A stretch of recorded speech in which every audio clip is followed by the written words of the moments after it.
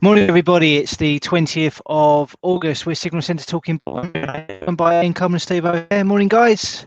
Morning. Good morning. We haven't let everyone know, the millions of people in our chat know that we're live or going live. Oh, sorry about that. A bit rusty after a week or so off. Exactly. Yeah, I bet. We're not as rusty as we've been. So we need you back to sort out the P&L. Yeah, Honestly, it. it's been tough working just with Ian messing about in the background. Jesus. It was a bit boring apparently. Yeah, Wasn't it? we got called boring 2 days ago. Oh, really? Yeah. Yeah, He said, just a "Bring little back comment. Joe. You two are boring." He said. Oh, that's nice, isn't it? I think it was your mum, Joe. Oh, really? It was Kate. It was my mum. Anyway, we banned him, and everything's good now. Oh, okay. Sorted then. Yeah, we don't take criticism well. No, absolutely. There's no room for that whatsoever. Smash the office up after we got offline. A Donald Trump view of that kind of thing. Just shrug it off. Blame the media. It was fake news. It wasn't boring. Okay. It's very exciting. In fact, yesterday's was really exciting, wasn't it? I said yesterday was going to be exciting. Yeah. What happened? We had everybody on the edge of their seats yesterday morning. No, we were just talking about potential for tops and bottoms, and we looked at the S&P. I'll show my screen and talk about what we talked about, shall I? Yeah, please do. Talk about what we talked about. There you go. I can't remember because I got bored halfway through. Well, well, attention span of a fly. Yeah. Yours am I sharing my screen? No, you're not. I am sharing it. You're just not sharing it. There you go. There you go. So we talked about S&P, and I said, bulls beware. 261.8% extension level here at 3388, and the previous swing high was at 3398, and it made a 3399 top. And if we look here, we also mentioned this trend line, and I said it's not really a wedge formation. I said, but if it breaks this, I'll be a bit wary. Maybe rallies will get sold into. So we reflected that back on the dollar index, and we said this is a big level. This 127.2% extension, and after the FOMC, or even before the FOMC, wasn't it? Yeah, about 12 o'clock, we got quite an aggressive move to the upside in the dollar, and that was the call on the dollar index yesterday. So reflecting that back onto other majors, and this was something that we didn't put on the reports, but something that was noted afterwards, and we put it in the premium chat yesterday, was this butterfly formation on euro dollar. And if we go out to larger time frames, we were talking about the fact that we've got a 261.8% fib here on the daily chart. It's quite nice pattern as far as Elliott wave's concerned. We've got some bearish divergence off the top, and we've moved to the downside. And if we looked at cable, we've got that 161.8% extension. We've got a bearish outside day posted yesterday. The only one that sort of is a little bit weird, I suppose, and I think the option is still to sell into rallies, is this. This is dollar CAD. So we talked about this yesterday as well. 4-hour chart. It was in a channel formation, and if we pull it out, this is a 261.8% fib, and it literally clipped it perfectly. But today, if we see here, this is obviously this morning's price action. We've broken this trend line resistance to the upside. So what was resistance now becomes support, and we've got a 50% fib here, and we've got a bespoke resistance here, and we've got a previous swing high. So I'm wondering whether or not we're going to get a bit of choppy price action to start with, and potentially form something like this, then coming back to retest that trend breakout to form a reverse head and shoulders. So at the moment, I think it's still sort of selling into rallies, but not for long, because I think the dollar's on the turn.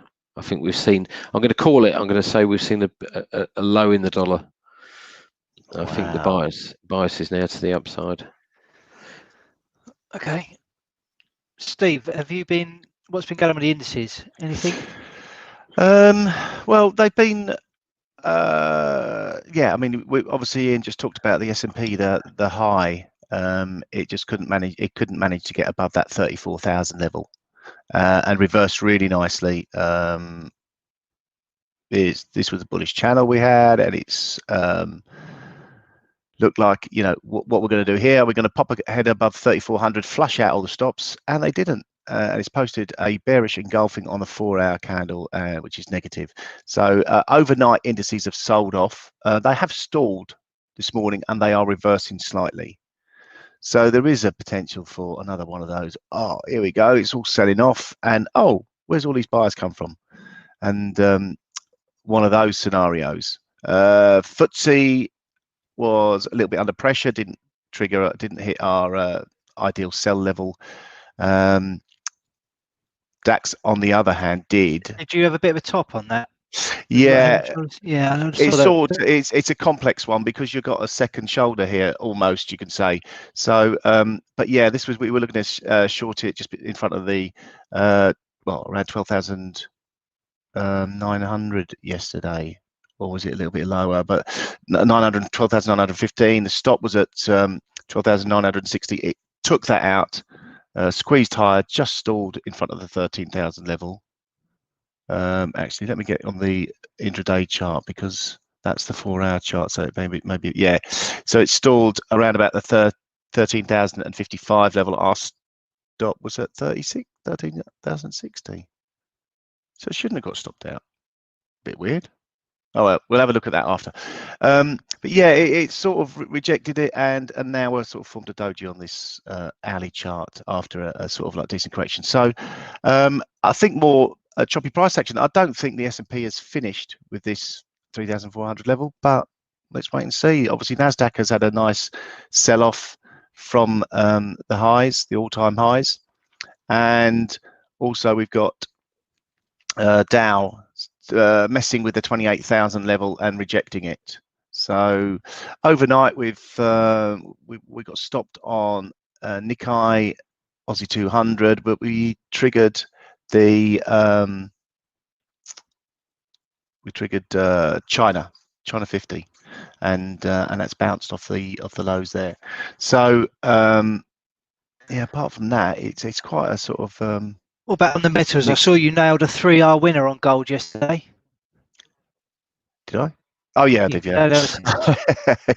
Yeah, this was on the.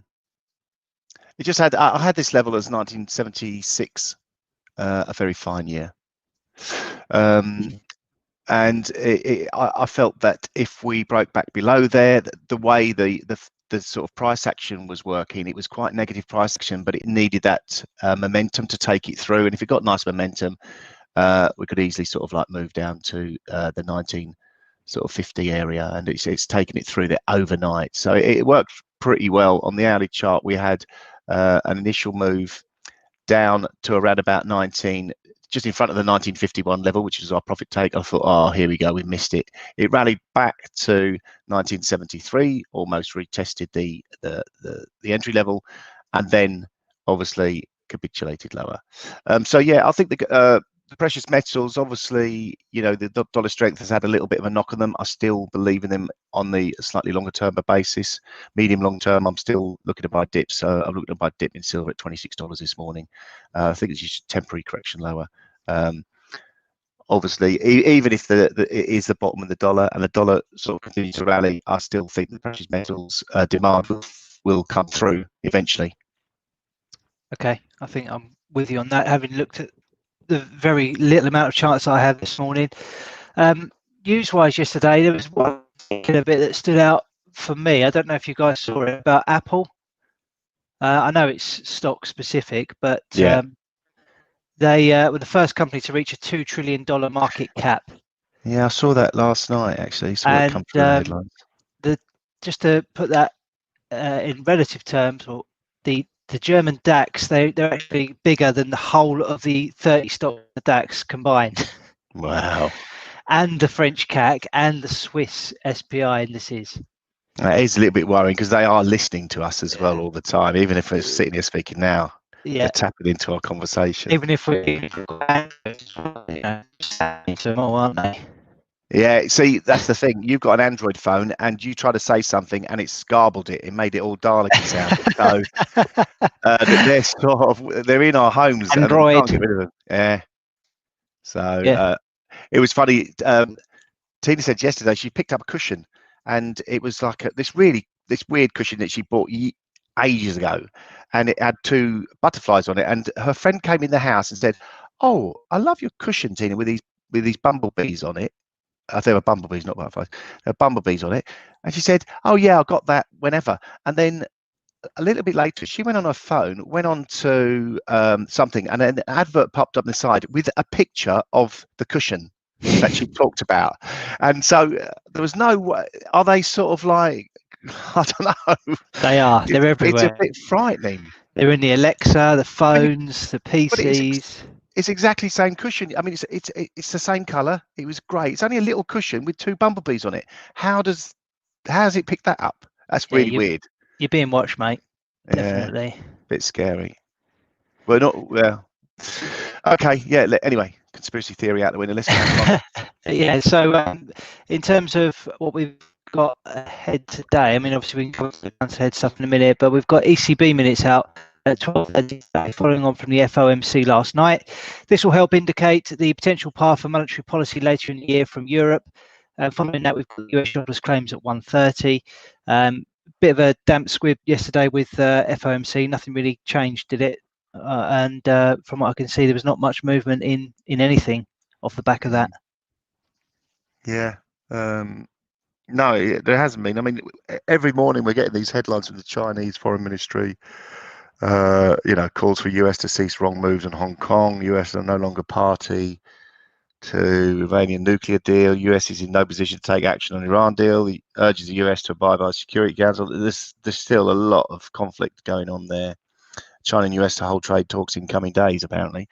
I'm sure Trump will have something to say about that. Merkel's chief budget maker has said Germany must return to fiscal policy in line with debt brake rules as quickly as possible.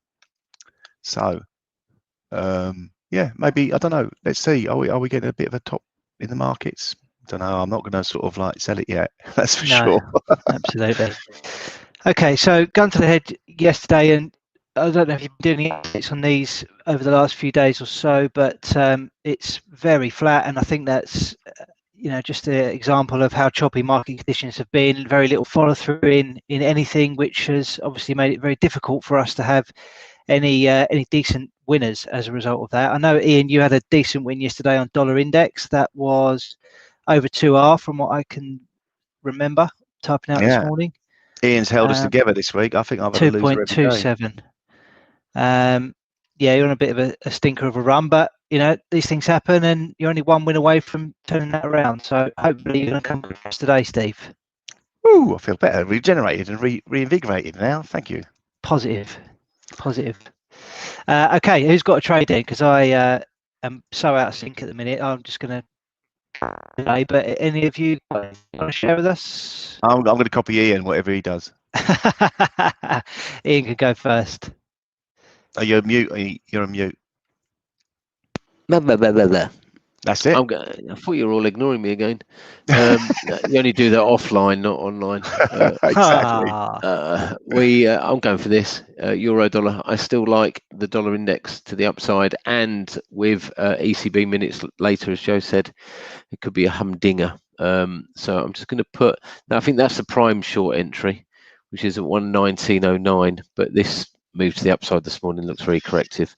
Spikes in both directions, blah blah blah blah blah blah blah. So getting short 118.52, stop at 119.15, and the measured move target for this butterfly formation is down here at 116.44. Okay. Steve.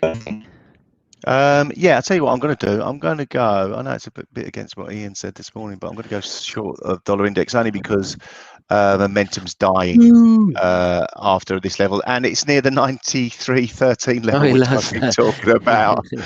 So for 2 weeks.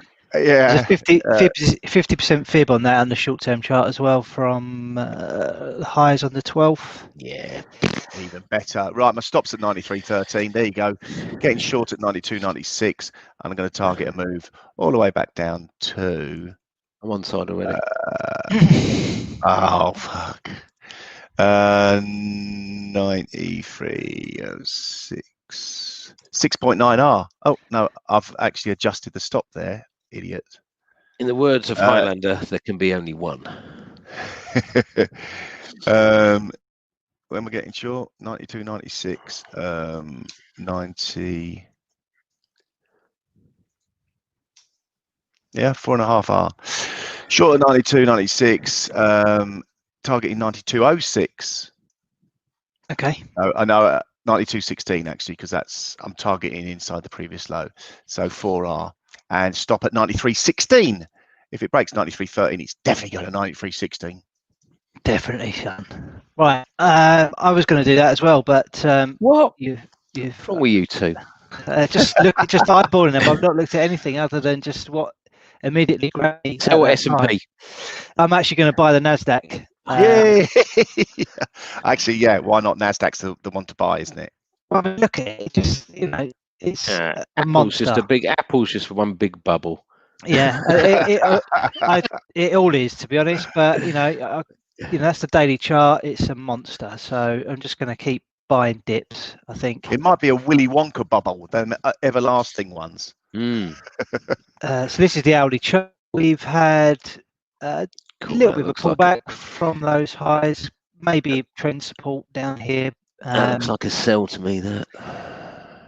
Yeah, I mean the trend is your friend. Let's hope so. Anyway, so I'm going to buy at 11,295. Tight stop just below this morning's lows at 11,222, and let's target and move to 11,500 new highs. Yeah, that'll do. Nice way to ease my way back in. Okay, cool. So, anything else to add, gents? Nah. No, not really. Not really. We'll have a bit more tomorrow, I reckon. We'll have a bit more to talk about tomorrow. Okay, I've got to get myself back in sync with myself today. Yeah. Well, good luck with that, mate. Cheers. It's nice getting back, isn't it? I've got nothing else to do. Oh yeah, you're locked down, aren't you? I'm locked down. Yeah, 14 days of quarantine. Can't even mow the lawn, can you? You've got AstroTurf. No, I can't do anything. I've got a power drop around a treadmill in a little while. Oh, right, that's nice, eh? Yeah, so I've got a marathon coming up in a couple of weeks, so I need to train for it. I saw they're starting to introduce tests to sort of like when you fly back into the country, you get tested straight away, and within 7 hours you have your result. Right. So it's the incubation period, though, isn't it? Something I'm ready to all this stuff. I think they're sort of blowing that out the water because they want to kickstart the economy. So yeah, big spikes in France and Spain, don't there? Especially around Madrid and Oldham, which is and Oldham. Yeah. You'd be gutted if you went to Oldham on holiday. Yeah. Would you have to lock down? Would you have to lock down now? They better not lock down next week, that's for sure. What, in Oldham? Anywhere. Poole, Bournemouth, Dorset. Oh right, yeah. Well, I know. It's over there. It'll piss down with rain, probably. Well, I think what they're saying a spike is maybe sort of 2 people get infected. Then it's no, 3,165 in Spain yesterday. No, I'm just saying a spike in the UK. I think they're saying as if 2 people come down with it, that's like one may have infected the other or whatever. Right. So we'll see. Okay. Yeah. All right. Cool. Well, good to have you back. Yeah. Cheers, guys. Yep. We'll catch you all tomorrow. Indeed. Yeah. Enjoy.